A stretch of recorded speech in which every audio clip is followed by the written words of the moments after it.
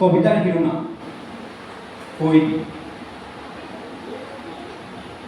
তেওঁলোকে ভাবে যে তেওঁলোকে ভাবিছে, কিন্তু তেওঁলোকক ভবাই তোলা হৈছে। তেওঁলোকে কি ভাবিব অথবা কি নাভাবিব সেইটো কোনোবাই ইতিমধ্যে ভাবি থৈছে। তেওঁলোকে ভাবে যে তেওঁলোকে চাইছে, কিন্তু তেওঁলোকক দেখুওৱা হৈছে।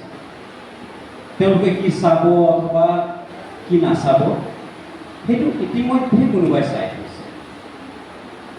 তেওঁলোকে ভাবে যে তেওঁলোকে দানৰ প্ৰতিদান পাইছে, কিন্তু তেওঁলোকক ভ্ৰমিত কৰা হৈছে। তেওঁলোকে কেৱল দানেই কৰি আছে আৰু সিহঁতে আলমাৰি ভৰ্তি কৰি আছে। তেওঁলোকে ভাবে যে তেওঁলোকে বিদ্ৰোহ কৰিছে, কিন্তু তেওঁলোকৰ দ্বাৰা বিদ্ৰোহ কৰোৱা হৈছে। সেয়েহে বিদ্ৰোহৰ পূৰ্বে সন্মতি লাভ কৰিছে, মুনাফা বেলেগে আদায় কৰিছে। তেওঁলোকে ভাবে যে তেওঁলোকৰ কল্যাণ হৈছে, কিন্তু তেওঁলোকৰ তেজ বুহি তেওঁলোককে ৰক্তদান কৰা হৈছে। ৰাহি টকাখিনি বিদেশী ব্লাড বেংকত জমা হৈ আছে।